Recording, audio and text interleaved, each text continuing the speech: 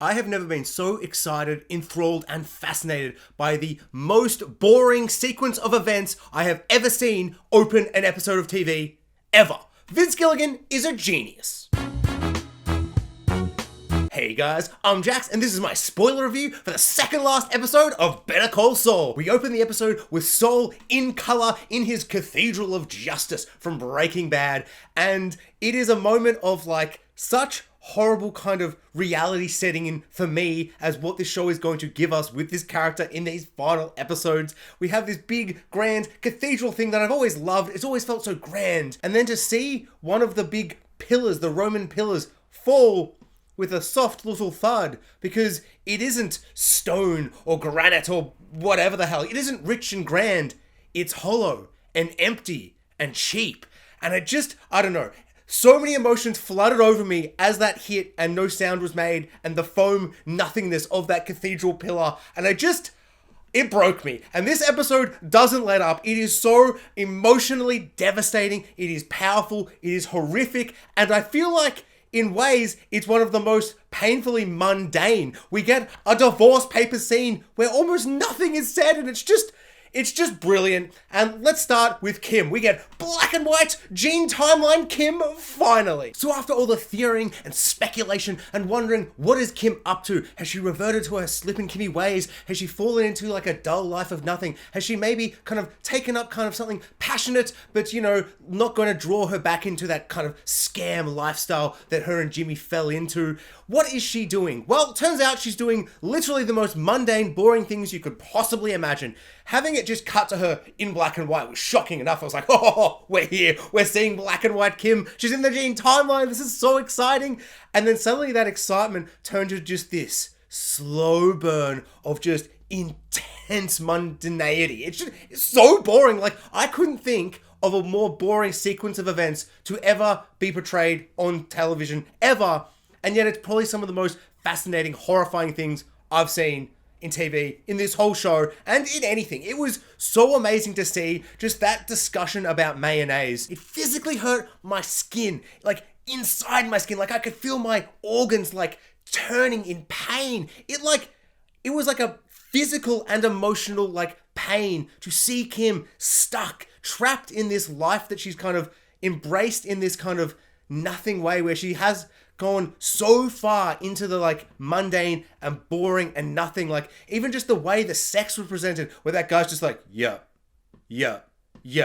nope. And just to hammer home how boring and dull her life is, she is choosing in her spare time to do a jigsaw puzzle. I can think of nothing worse. Truly a suburban prison. It was just so boring, but it was seeping under my skin, and I was wondering, is this building up to Kim having a breakdown? Is she going to fall back into Slipping Kimmy? Is this going to be a full Kim episode? Maybe with a little tease at the end of Gene? How is this? What is building up? What are we building up to here? She's not being, emotionally kind of satisfied. There's nothing in it that's kind of the Kim that we knew and the Kim that we loved. It's all gone. It's been washed away like the color. And I was just sitting there waiting, what is actually going to happen? Something has got to turn and shift and change. Surely we're not going to leave her just living this life in Florida. And of course, the change comes with the call from Jimmy. So after a whole week of wondering, what did she say? What did she say to him to make him so mad?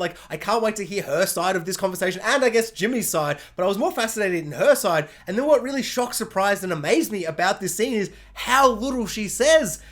She knows who it is because he says the Victor, and she picks up the phone, she closes all the blinds, and at first when she's closing all those blinds and we see it from the other person's perspective, I'm like, we are not going to hear the conversation again. How dare they? But no, we cut inside the room and she responds.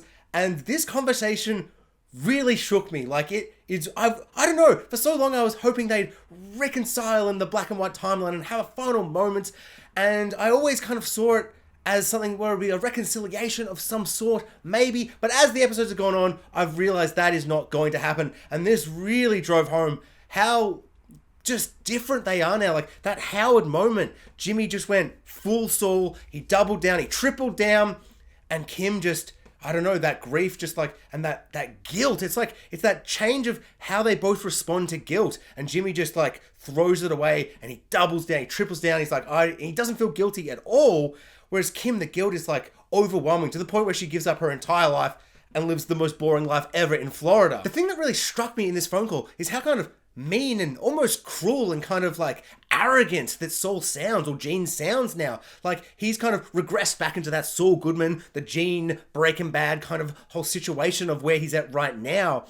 And then to see Kim just like barely say anything to him, all she really says is he should turn himself in. And that's it. And then he just goes off so mean and just, I don't know, hateful. And he's so spiteful in this moment. And then he tells her, like, essentially, why don't you turn yourself in? Like, if you're so guilt-ridden. And he kind of throws it back on her. And I don't even think he really means to say what he's saying. He's just kind of hurt and alone and mean in this moment. But he gets under her skin and she realizes, what am I doing? I've got to at least admit my guilt. And she goes back to Albuquerque, writes it all down. That moment where she walks back into the courthouse as this new Kim, it was just kind of horrible. And it just, like the cathedral pillar falling down, just had this hollow feeling of her walking through this place that was once her home, seeing that other lawyer, that younger lawyer, doing the tie and speaking to one of the clients exactly how Kim did. Felt like this really horrible moment of her realizing this life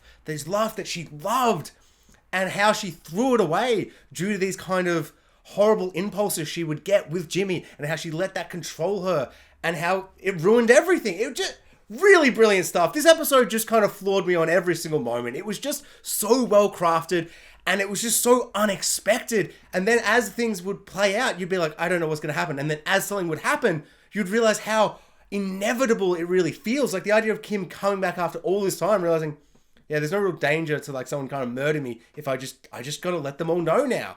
And of course, there's also that because she can't do that during Breaking Bad, because we know that doesn't happen. But still, it works really well for her to kind of leave this life in this one moment with Jimmy as he just lashes out at her, seeps under her skin, and then she admits her guilt. And then going to Howard's wife, or ex-wife, I suppose, and having that moment where she just reads it and it's just silence. And Kim just says nothing. And then Kim's like, he died, but he didn't, like, it was instant. He didn't feel any pain. It's like, what do you mean, Kim? Still trying to make a little excuses here and there. But I don't know. It was just a fascinating, horrifying moment to see this character at this point in her life. And then the final moment is her alone on a bus, going back home to Florida, presumably, and she just breaks down and cries. And then this nameless, faceless stranger, her hand just kind of softly tapping her. There was just something so pained and horrible. It was brilliant how they just didn't cut away. They just held on Kim as she slowly broke down and cried on a bus.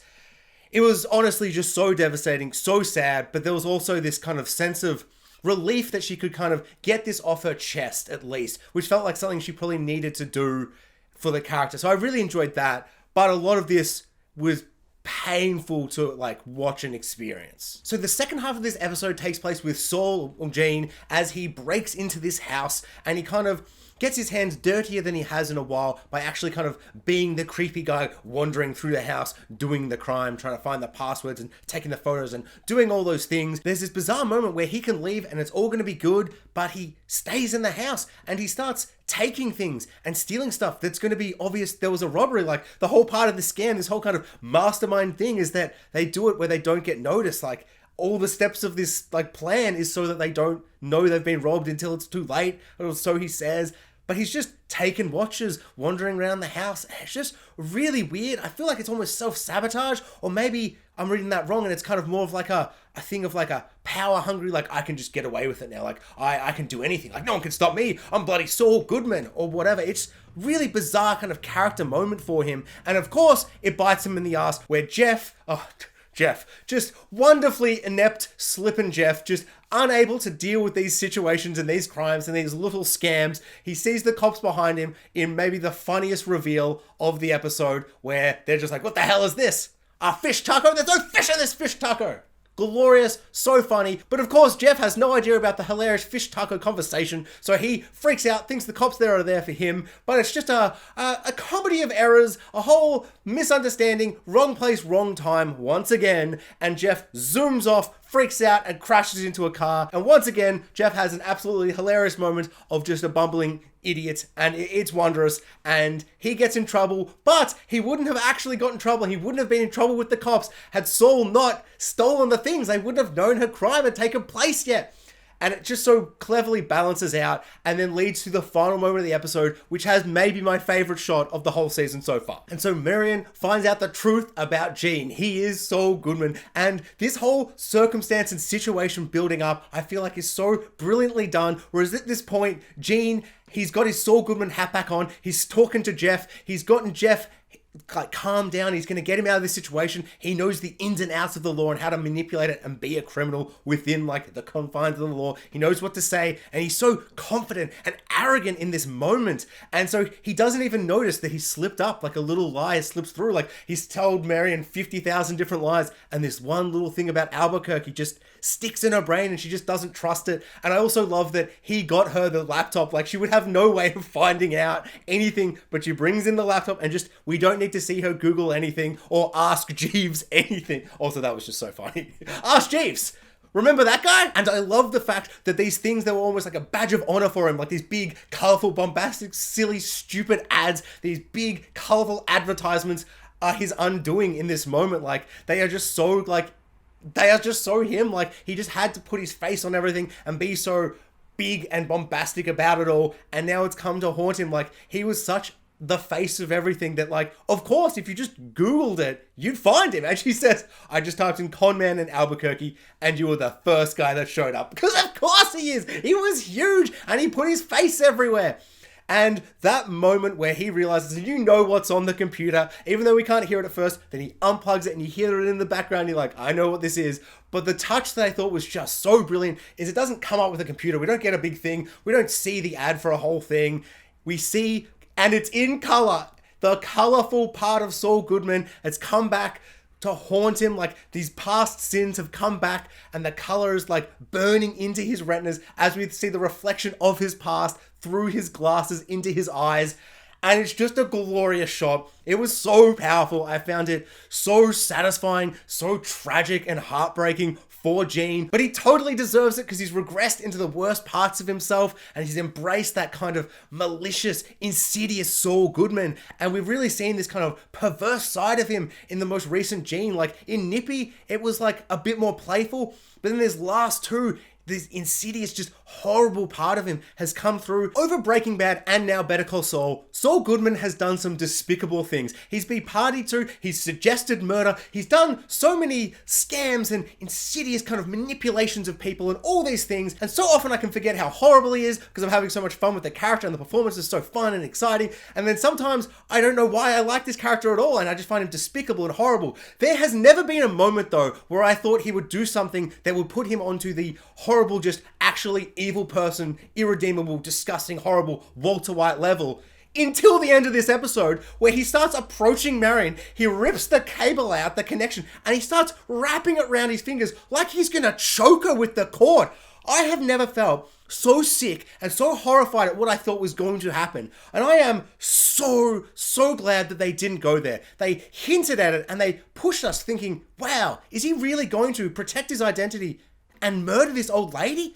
Like, after being so nice to her and her being so nice and friendly, like, it's just, it was just a point where I'm like, I really hope they don't go there. But I also think it's really fascinating that they chose to almost push him there. And I know he might have just been doing that as a threat, but it was just a moment of being like, he is so dark, and what will he do? Like, what will Gene do to get, like, to stay hidden and to stay safe and to stay out of prison or to stay alive? Like, what will he do? And it just, I don't know, that really upset me, but it was a fascinating little moment. And then Marion says, I trusted you. And that line really feels like she's speaking for every single character that Jimmy/Saul/Gene has ever met, has ever manipulated, has ever tricked into a scam and done anything. And she's speaking for all of them. And then there's that moment in his eyes where I'm like, oh my God, you know, Kim couldn't deal with the guilt. And so she admitted her guilt and she's accepted the consequences. Whether or not she'll go to jail or not, you know, is up to the law at this point. But then there's that moment with Gene. It's like, okay, is he gonna like sit down and accept that the police are coming for him? No, he just scampers away like the little cockroach he is. And it was just such a brilliant moment because there's that flicker in his eyes where you almost think maybe he's like that guilt is catching up to him. But it doesn't matter even if it has subconsciously caught up to him. He's got to escape. He's got to live. He's got to, fight another day or scam another day somewhere else. So yes, he runs off like a little dirty cockroach, and we cut to black. Just my lord. Just brilliant stuff. I cannot emphasize how much I love this episode. It might have been my favorite of the season. It's just so good. This episode had so many moments that I've been excited for and theorizing about for so long. And one of them was, will Kim meet Walt or Jesse or both of them?